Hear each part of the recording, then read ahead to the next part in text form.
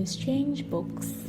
They spoke about Mercury and salt, dragons and kings, and he didn't understand any of it. But there was one idea that seemed to repeat itself throughout all the books. All things are the manifestation of one thing only.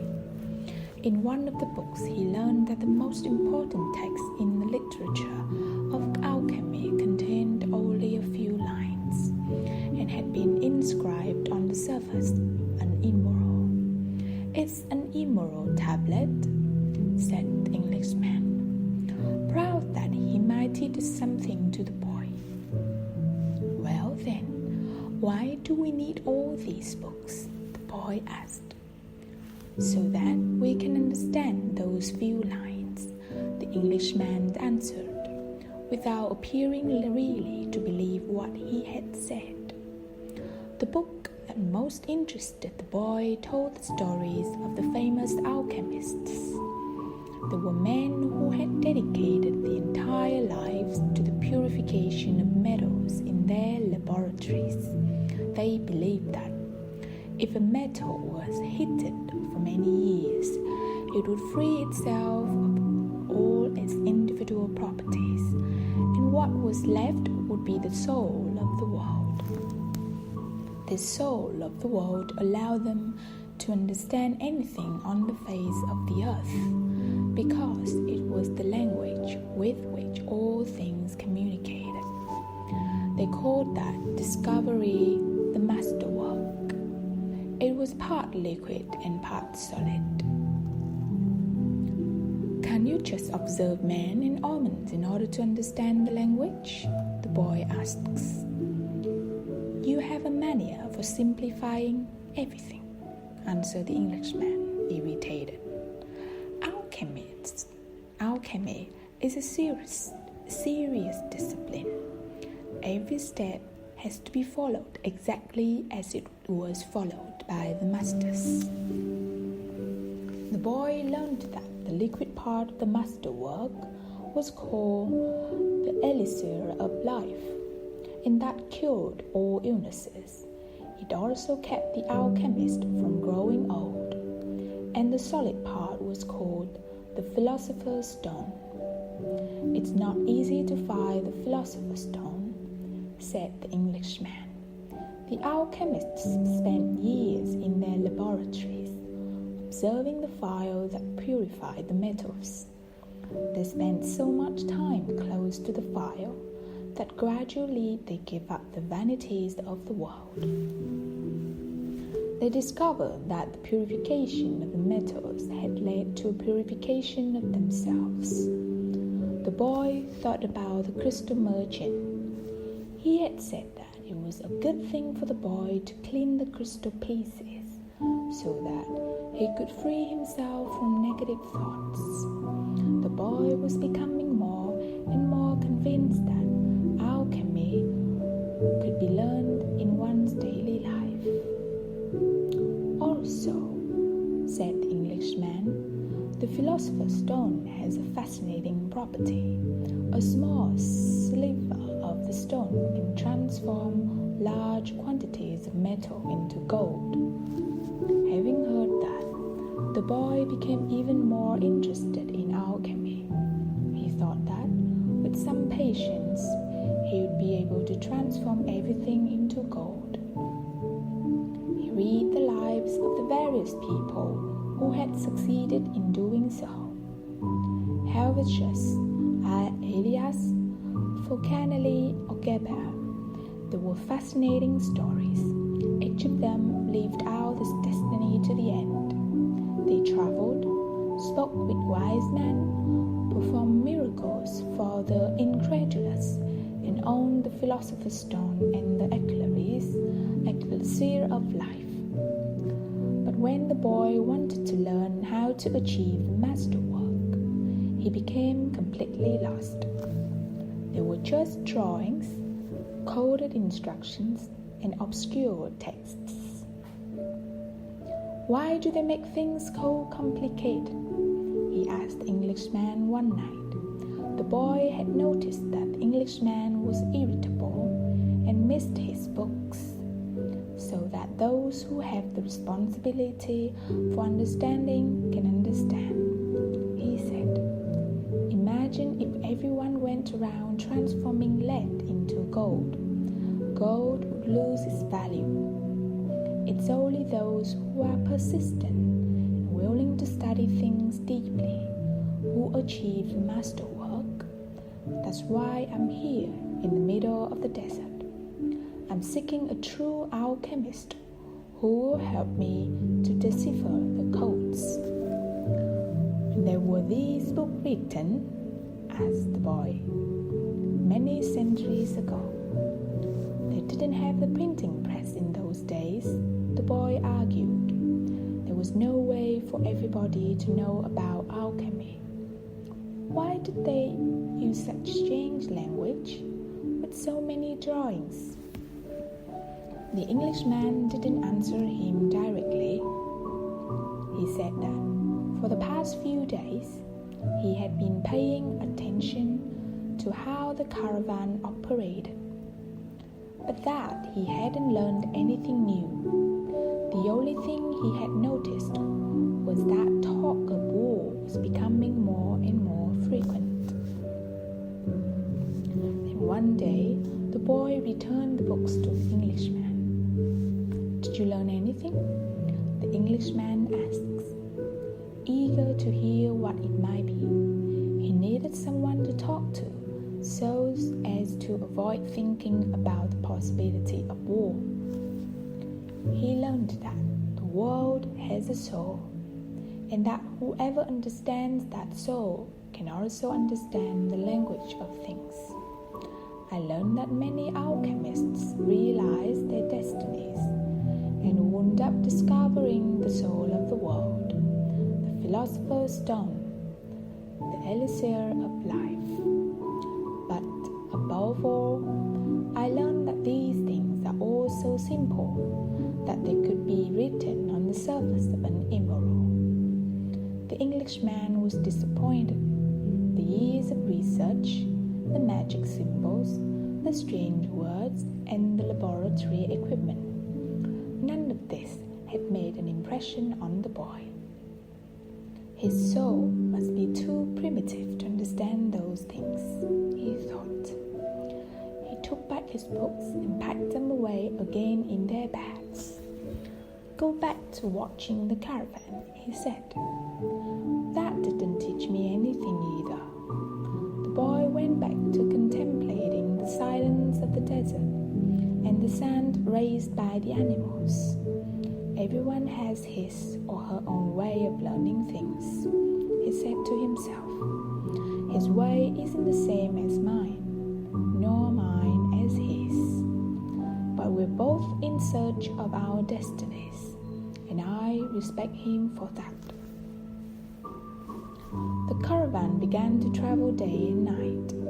The hooded Bedouins reappeared more and more frequently, and the camel driver, who had become a good friend of the boys, explained that the war between the tribes had already begun. The caravan would be very lucky to reach the oasis. The animals were exhausted, and the men talked among themselves less and less. The silence was the worst aspect of the night. When the mere groan of a camel, which before had been nothing but the groan of a camel, now frightened everyone, and it might signal a raid. The camel driver, though, seemed not to be very concerned with the threat of war. I'm alive, he said to the boy, as they ate a bunch of dates one night, with no fires and no moon. When I'm eating, that's all I think about. If I'm on the march, I just concentrate on marching. If I have to fight, it will be just as good a day to die as any other, because I don't live in either my past or my future. I'm interested only in the present. If you can concentrate always on the present, you will be a happy man. You will see that there is life in the desert, that there are stars in the heavens, and that tribesmen fight because they are part of the human race. Life will be a party for you, a grand festival, because life is the moment we're living right now. 2 nights later, as he was getting ready to bed down, the boy looked for the star they followed every night. He thought that the horizon was a bit lower than it had been, because he seemed to see stars on the desert itself. "It's the oasis," said the camel driver. "Well, why don't we go there right now?" the boy asked. "Because we have to sleep." The boy awoke as the sun rose. There, in front of him, where the small stars had been the night before, was an endless row of date palms stretching across the entire desert. "We've done it," said the Englishman, who had also awakened early. But the boy was quiet. He was at home with the silence of the desert. He was content just to look at the trees. He had still a long way to go to reach the pyramids. And someday, this morning would just be a memory. But there was the present moment, the party the camel driver had mentioned, and he wanted to live as he did the lessons of his past and his dreams of his future. Although the vision of the date palms would someday be just a memory, right now it signified the shade, water, a refugee from the war. Yesterday, the camel's groan signaled danger, and now a row of date palms could herald a miracle. The world speaks many languages, the boy thought.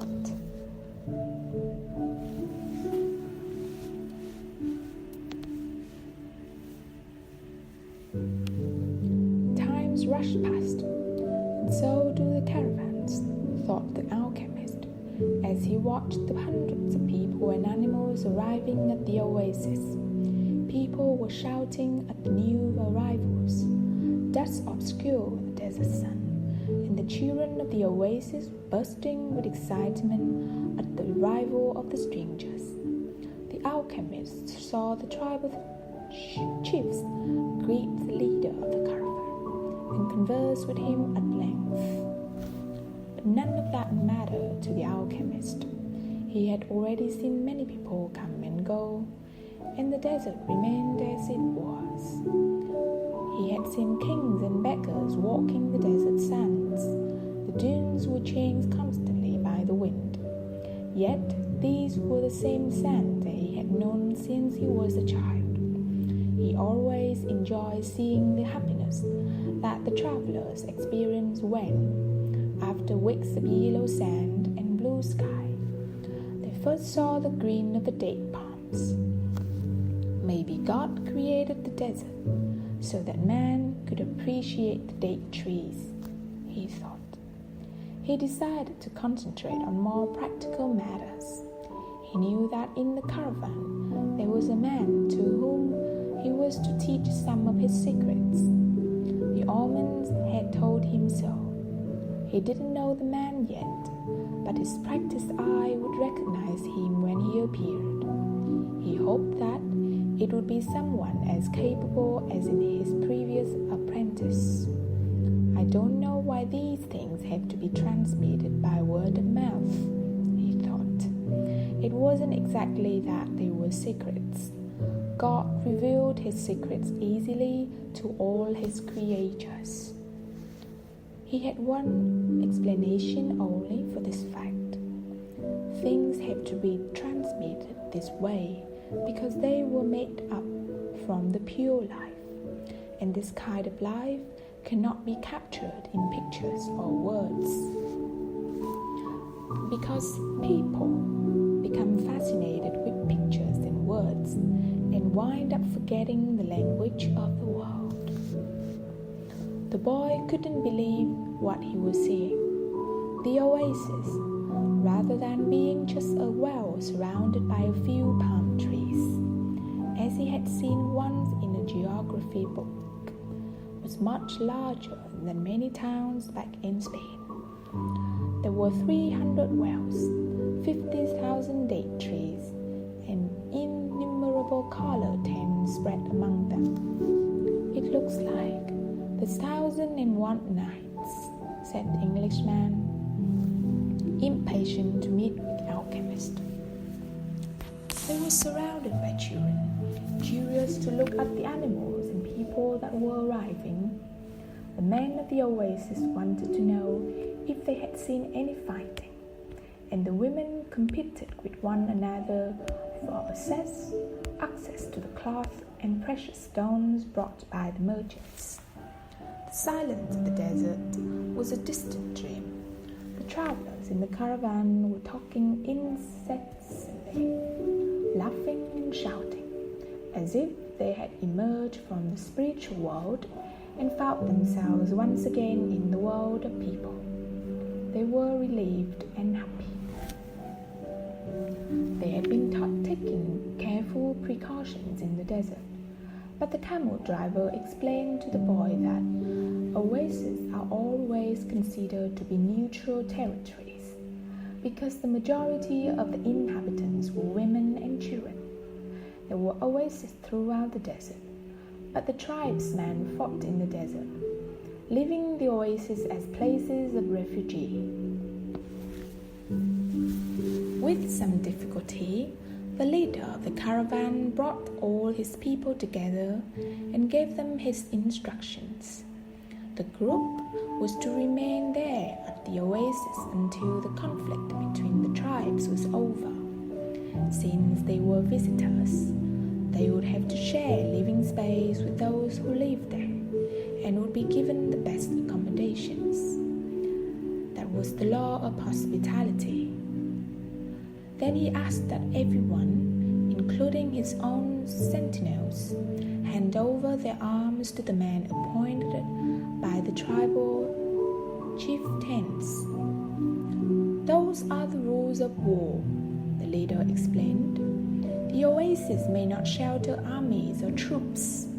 To the boy's surprise, the Englishman took a chrome-plated revolver out of his bag and gave it to the men who were collecting the arms. "Why a revolver?" he asked. "It helped me to trust in people," the Englishman answered. Meanwhile, the boy thought about his treasure. The closer he got to the realization of his dream, the more difficult things became. It seemed as if what the old king had called beginner's luck were no longer functioning. In his pursuit of his dream, he was being constantly subjected to tests of his persistence and courage. So he could not be hasty nor impatient. If he pushed forward impulsively, he would fail to see the signs and omens left by God along his path.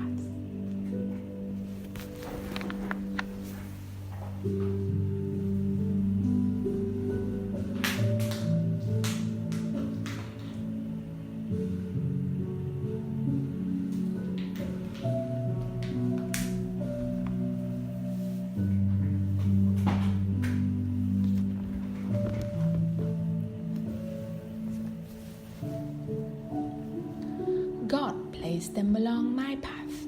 He had surprised himself with the thought. Until then, he had considered the omens to be things of this world, like eating or sleeping, or like seeking love and finding a job. He had never thought of them in terms of a language used by God to indicate what he should do. "Don't be impatient," he repeated to himself. "It's like," the camel driver said, "eat when it's the time to eat, and move along when it's time to move along." That first day, everyone slept from exhaustion, including the Englishman. The boy was assigned a place far from his friend, in a tent with 5 other young men about his age. They were people of the desert, and clamored to hear the stories about the great cities. The boy told them about his life as the shepherd. He was about to tell them of his experiences at the crystal shop when the Englishman came into the tent. "I've been looking for you all morning," he said, as he led the boy outside. "I need you to help me find out where the alchemist lives." First, they tried to find him on their own. An alchemist would probably live in a manner that was different from that of the rest of the people at the oasis. It was likely that in his tent an oven was continuously burning. They searched everywhere and found that the oasis was much larger than they could have imagined. There were hundreds of tents. "We've wasted almost the entire day," said the Englishman, sitting down with the boy near one of the wells. "Maybe we had better ask someone," the boy suggested. The Englishman didn't want to tell others about his reasons for being at the oasis and couldn't make up his mind. But finally, he agreed that the boy, who spoke better Arabic than he, should do so. The boy approached a woman who had come to the well to fill a goatskin with water. "Good afternoon, ma'am. I'm trying to find out where the alchemist lives here at the oasis." The woman said he had never heard of such a person and hurried away. But before she fled, she advised the boy that he had better not try to converse with women who are dressed in black, because they are married women. He should respect tradition. The Englishman was disappointed. It seemed he had made the long journey for nothing. The boy was also saddened. His friend was in pursuit of his destiny, and when someone was in such pursuit, the entire universe make an effort to help him succeed. That's what the old king had said. He couldn't have been wrong. He had never heard of the alchemists before, the boy said. Maybe no one here has either. The Englishman's eyes lit up. That's it. Maybe no one here knows what an alchemist is. Find out who it is who cures the people's illnesses. Several women dressed in black came to the well for water, but the boy would speak to none of them, despite the Englishman's insistence. Then a man approached. "Do you know someone here who cures people's illnesses?" the boy asks. "Allah cures our illnesses," said the man, clearly frightened of the stranger. "You're looking for witch doctors." "You are looking for witch doctors." He spoke some verses from the Quran and moved on. Another man appeared. He was older, was carrying a small bucket. The boy repeated his question. "Why do you want to find that sort of person?" the Arab asks. "Because my friend here was traveled for many months in order to meet with him," the boy said. "If such a man is here at the oasis, he must be the very powerful one," said the old man after thinking for a few moments. Not even the tribal's chieftains were able to see him when they want to, only when he consents. "Wait for the end of the war and leave with the caravan. Don't try to enter into the life of the oasis," he said, and walked away. But the Englishmen were exultant. They were on the right track. Finally, a young woman approached who was not dressed in black. He had a vessel on her shoulder, and her head was covered by a veil, but her face was uncovered. The boy approached her to ask about the alchemist. At that moment, stood still, and the soul of the world surged within him. When he looked into the dark eyes, he saw that her lips was poised between laugh and silence. He learned the most important part of the language that all the world spoke, the language that everyone on earth was capable of understanding in their heart. It was love, something older than humanity, more ancient than the desert, something that exerted the same force whenever two pairs of eyes met, as had theirs here at the well. She smiled, and that was certainly an omen, the omen he had been awaiting, without even knowing he was, for all his life. The omen he had sought to find with the sheep and in his books, in the crystals, in the silence of the desert. It was the pure language of the world. It required no explanation, just as the universe needs none as it travels through endless time.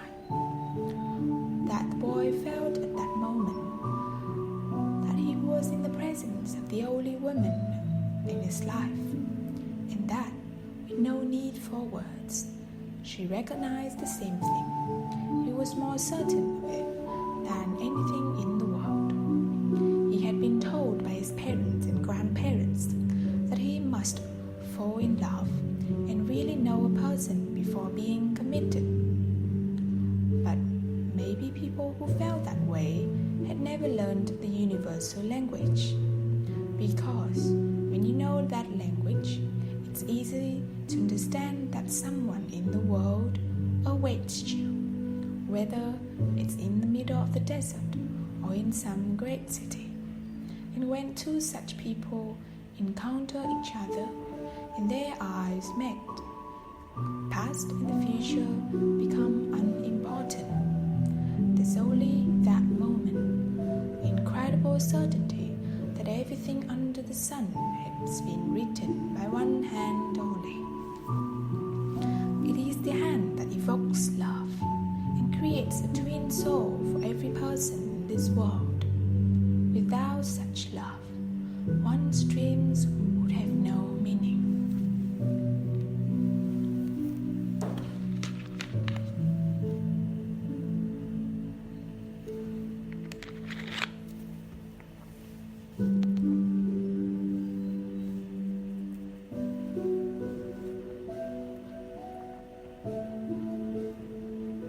Martha, thought the boy. The Englishman shook the boy. Come on, asked her. The boy stepped closer to the girl. When she smiled, he did the same. What's your name? He asked. Fatima, the girl said, averting her eyes. That's what some women in my country are called. It's the name of the Prophet's daughter, Fatima said. The invaders carry the name everywhere. The beautiful girl spoke of the invaders with pride. The Englishman prodded him, and the boys asked her about the man who cured people's illnesses. That's the man who knows all the secrets of the world, she said. He communicates with the genies of the desert. The genies were the spirits of the good and evil, and the girl pointed to the south, indicating that it was there the strange man lived. Then she filled her vessel with water and left.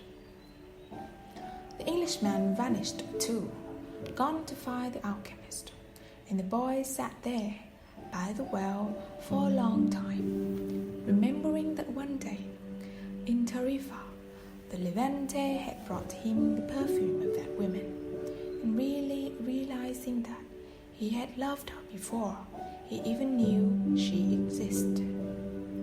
He knew that his love for her would enable him to discover every treasure in the world. The next day, the boy returned to the well, hoping to see the girl. To his surprise, the Englishman was there, looking out at the desert. I waited all afternoon and evening, he said. He prepared. He appeared with the first stars of the evenings. I told him what I was seeking, and he asked me if I had ever transformed lead into gold. I told him that was what I had come here to learn. He told me I should try to do so. That's all he said. Go and try.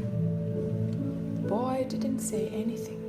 The poor Englishman had travelled all his way, only to be told that he should repeat what he had already done for so many times. So then tried. He said to the Englishman, "That's what I'm going to do. I'm going to start now." As the Englishman left, Fatima arrived and filled her vessel with water. "I came to tell you just one thing," the boy said. "I want you to be my wife. I love you." The girl dropped the container, and the water spilled. "I'm going to wait here for you every day. I've crossed the desert in search of a treasure that is somewhere near the pyramids, and for me, this war seemed a curse, but now it's a blessing because it brought me to you." "The war is going to end someday," the girl said. The boy looked around at the date palms. He reminded himself that he had been a shepherd, that he could be a shepherd again. Fatima was more important than his treasure. The tribesmen were always in search of treasure, the girl said, as if she had guessed what he was thinking. And the women of the desert are proud of the tribesmen. She refilled her vessel and left. The boy went to the well every day to meet with Fatima. He told her about his life as a shepherd, about the king, about the crystal shop.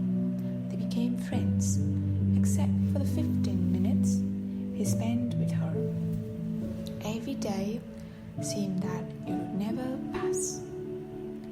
When he had been at the oasis for almost a month, the leader of the caravan called a meeting of all the people traveling with him. "We don't know when the war will end, so we can't continue our journey," he said. "The battles may last for a long time, perhaps even years. There were powerful forces on both sides, and the war is important to both armies.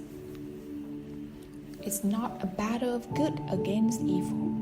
It's the war between forces that are fighting for the balance of power. When that type of battle begins, it lasts longer than others because Allah is on both sides."